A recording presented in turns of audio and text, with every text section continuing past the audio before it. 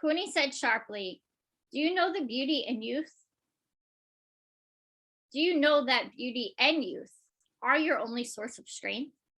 And you owe your position as the queen of a world conqueror to your beauty? Do I? Asked Kaki, still in a playful mood. But both beauty and youth are like a wild stream, which, while rushing down the mountainside, crushing flowers and leaves, holds you in a spell. But how long does it last? Very soon it passes, and in its time, and in its place, you have only the sandy bed. It's only a question of time. When you are old and the cheeks sag, you will be a nobody, pushed aside with the back of your lover's hand. You will be at others' mercy. Bring that mirror. Let me see why you speak thus. Have I grown old today? And she laughed. No, not old, but smug and running into danger. Doom hangs over your head. Now Kaiki felt disturbed. If you cannot talk plainly, go away and come later. You are somehow bent upon irritating me today. Don't waste your youth and beauty, which hold your husband in a spell. Before that's lost, get your husband to help you and save yourself. Get up and act before it's too late. Kaiki now sat up anxiously. Satisfied with the effect of her remarks, Kuni declared, The king has cheated you. Tomorrow he is crowning Rama as the king of Ayodhya and retiring.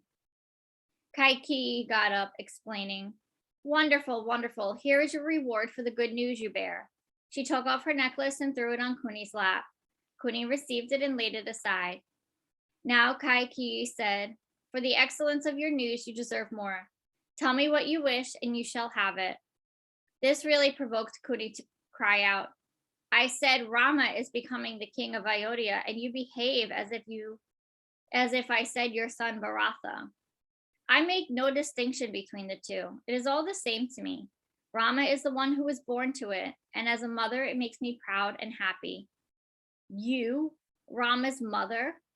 Yes. Don't you know that one in Rama's position should count 5 mothers? The one who has borne him, a stepmother, a father's sister, an elder's brother's wife, and the wife of the guru. All these have equal rank as mother. You understand why I feel happy about Rama? I adore him. I'm his mother as well as Kausalya is. And so make no mistake that I'm a fool and do not understand things. At which Kuni beat her brow with her palms with such force that Kakii said, You have hurt yourself, a contusion big as my thumb. I'd be happy if I killed myself or had not been born at all, rather than see all the treachery that goes on in this world, wailed Kuni. My sorrow now is for you, that doom overhangs you. It rends my heart to see the carefree innocence of your heart. It reminds me of the little dove flitting at the jaws of a wildcat. All this amount of talk prepared Kaiki's mind to be receptive to what Kuni said next. Your husband, the emperor, is very cunning. He is capable of trickery, unsuspected by you, great thefts of trickery indeed. Unbeknown to you, such thefts as you cannot suspect even in your wildest dream. You and he are unequals. He was old enough to be your father when he asked for your hands, and your father refused the proposal, of course. But the old bridegroom was intoxicated with the spectacle of your beauty and youth, and was prepared to promise anything. He vowed to your father that he'd make the son born by you the heir to the throne. I was the only one who overheard it. No one else knows about it. Now when the time came, the old man advised Bharatha sweetly, Why don't you go and spend a few days with your grandfather?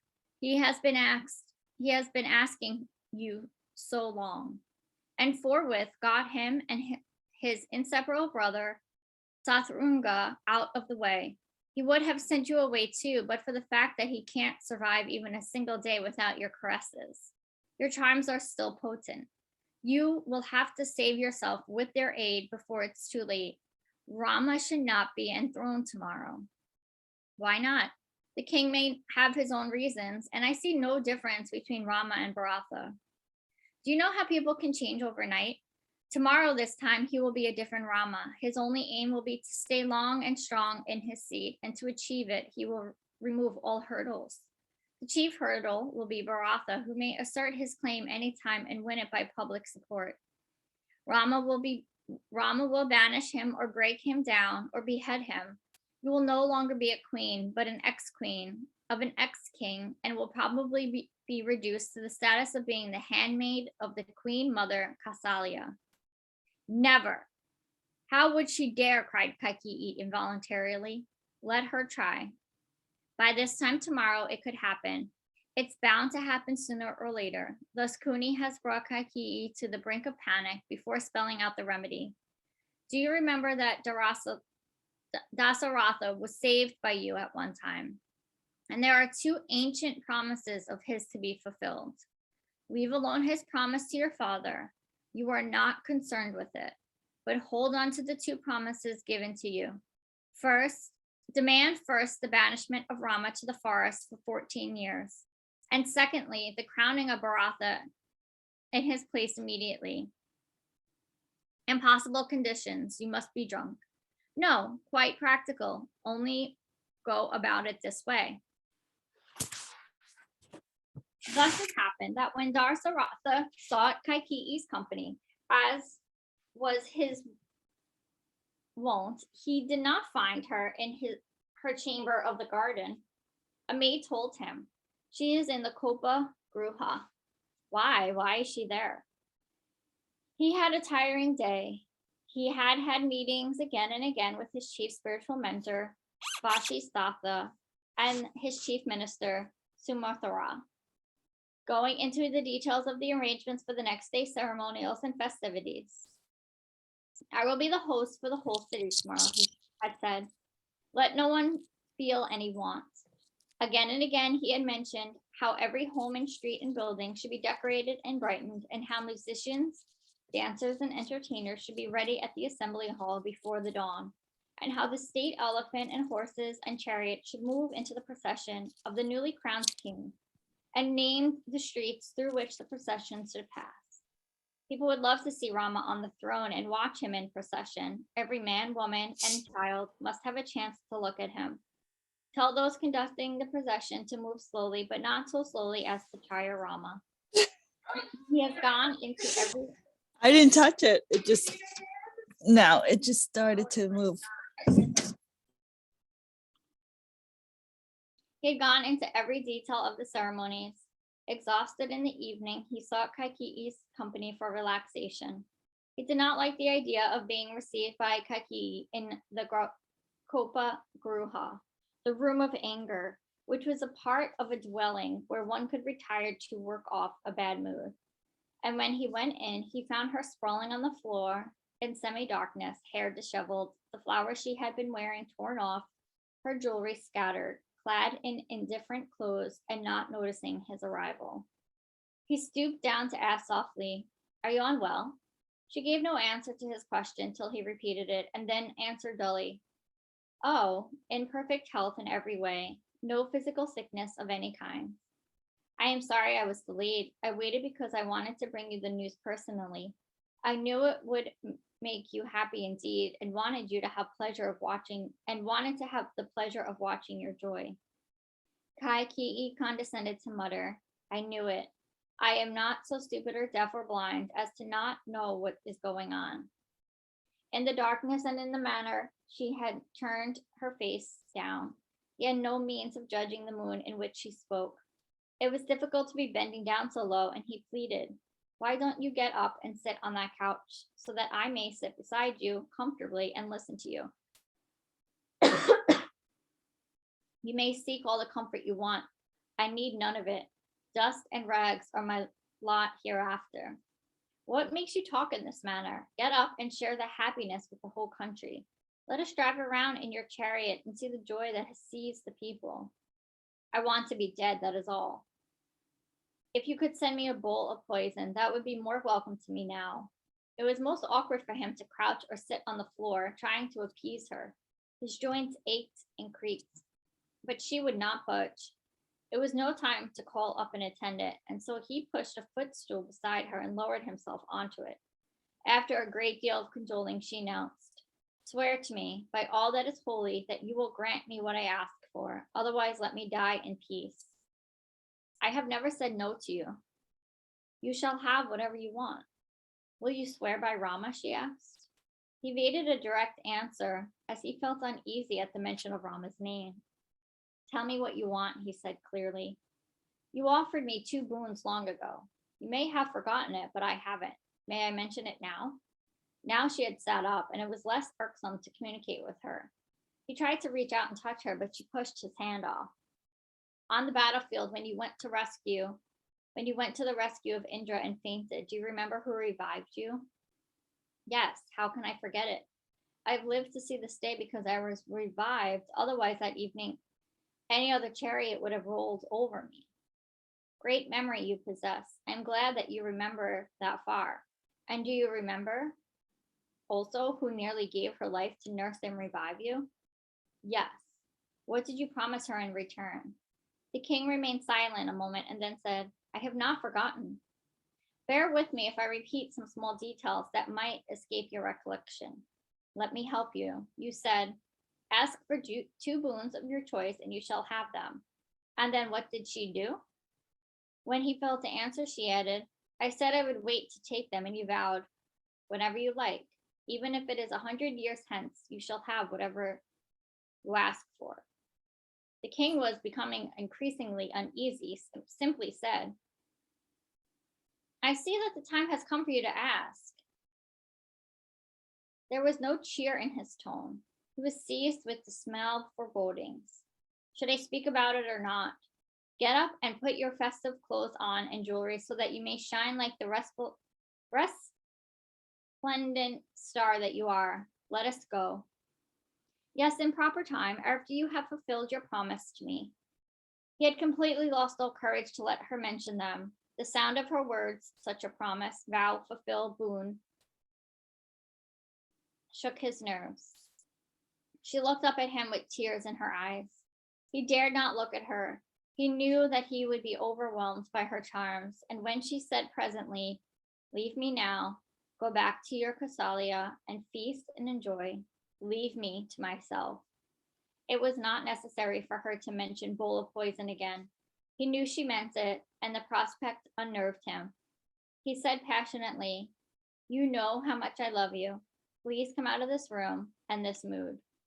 You have promised me the granting of 2 boons, and you have sworn to it in the name of Rama, your darling son Rama.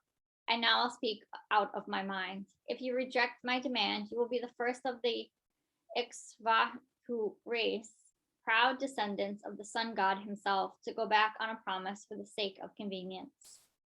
She took a breath and demanded, banish Rama to the forest for 14 years and crown Bharata and celebrate his enthronement with the arrangements you have already made. The king took time to understand the import of this. He got up to his feet, muttering, are you out of your mind, or joking or testing me? He moved away from her in search of the couch. He felt faint and blind and groped about for a place to rest. He reclined on the couch and shut his eyes. She went on, send a messenger to fetch Bharata at once. He is quite far away. Give him time to come back. Tell Rama to take himself away. You are a demon, he whispered with his eyes still shut. Don't curse me, great king. I'm not surprised that you find me less agreeable than Kausalya. Go on, go back to her and enjoy her company. I never asked you to come here and curse me. I retreated here just to avoid you. The night continued in this kind of talk. Dasaratha made a last effort at compromise. Very well, as you please. Let Bharata be crowned, but let Rama also stay here. You know him. He will hurt no one. Let Bharata be king by all means. He is good, but please, I'll touch your feet. I don't mind prostrating before you, but let Rama stay here in his own home and not go away. How can he walk those rough forest paths and go on living in the open, unsheltered? He can. He is not the soft infant you make him out to be. For 14 years, he must live away where the bark of trees eat roots and leaves. Do you want him to die? Ah, the king screamed. She merely said, don't create a scene. Either you keep your word or you don't. That's all. The night spent itself in dead silence. Kaikii stayed where she was on the floor. The king laid on the couch.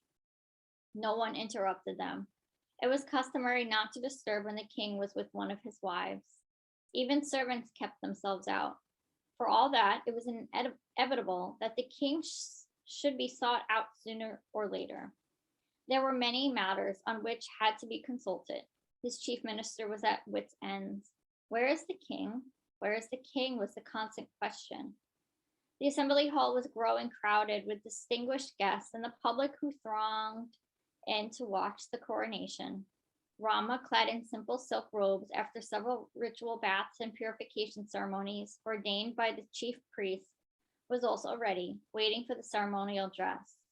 A little before the dawn, the holy fire was lit in which offerings were to be placed to please the gods in heaven. The priestly groups were already chanting the sacred mantras in unison.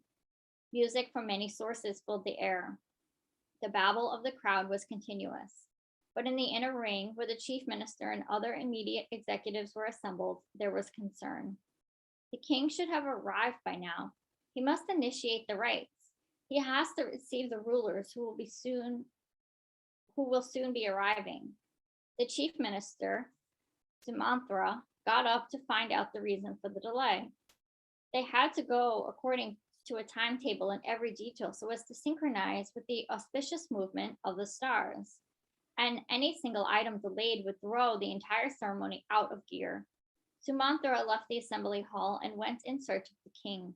He hesitated for a moment and at the door of the Kopagraha, but parted the curtains, opened the door, and entered. The sight before him naturally startled him. Is His Majesty unwell? Asked the minister. Ask him yourself, replied Kaikii. Are you unwell? Has some food disagreed with you both? Asked the minister anxiously. The queen gave him no answer. The minister softly approached the couch and whispered, They are waiting for you. Are you ready to come to the assembly? The king stirred lightly and said, Tell them all to go back. It's all over. I have been trapped by a demon. Kaikii now interposed to explain.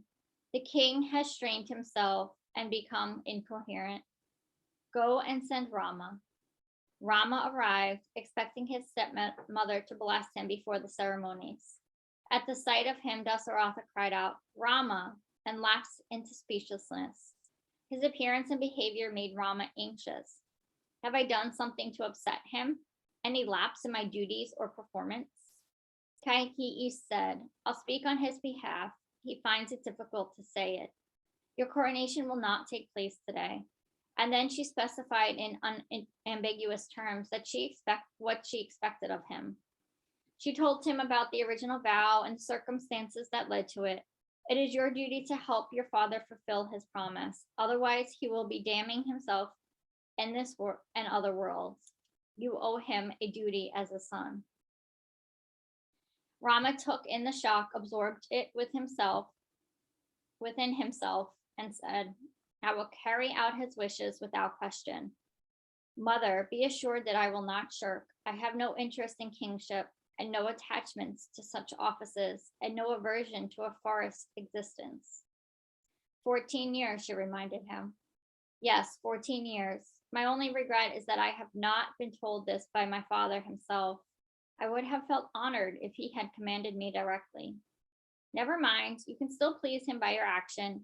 Now leave at once, and he will feel happy that you have acted without embarrassing him.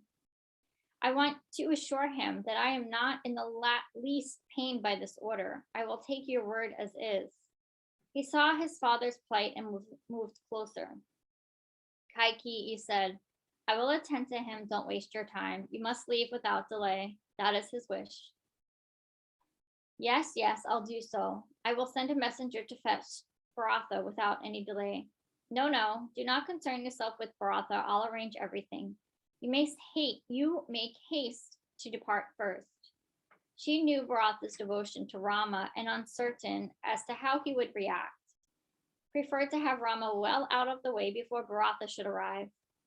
I'll take leave of my mother, Kausalya, and leave at once, said Rama. He threw another look at his speechless father and left. When Rama emerged from Dasaratha's palace, a crowd was waiting to follow him to the assembly hall. Looking at his face, they found no difference on it, but instead of ascending the chariot waiting for him, he set out on foot in the direction of his mother's palace. They followed him. Rama went up to his mother, Kausalya. She was weak with her fasts and austerities undertaken for the welfare of her son. She had been expecting him to arrive in full regalia, but noted the ordinary silks which he wore and asked, "Why are you not dressed yet for the coronation?" "My father has decided to crown Bharatha as the king," Rama said simply. "Oh no, but why?" Rama said. "For my own good, my father has another command. It is for my progress and spiritual welfare." "What is it? What can it be?" "Only that for twice 7 years he wants me to go away and dwell in the forest in the company of saints and derive all the benefit therefrom." Casalia broke down and sobbed. She wrung her hands. She felt faint in the depths of her bowels, sighed, started out to say things, but swallowed back her words. She said bitterly, "What a grand command from a father to a son," she asked. "When do you have to go? What offense have you committed?" Rama lifted his mother with his hands and said, "My father's name is renowned for the steadfastness of his words. Would you rather that he spoke false? I am thrice blessed to make my brother the king, to carry out my father's commands, and to live in the forest. Do not let your heart grieve. I cannot say disobey your father, only let me go with you. I cannot live without you." I'm going to pause.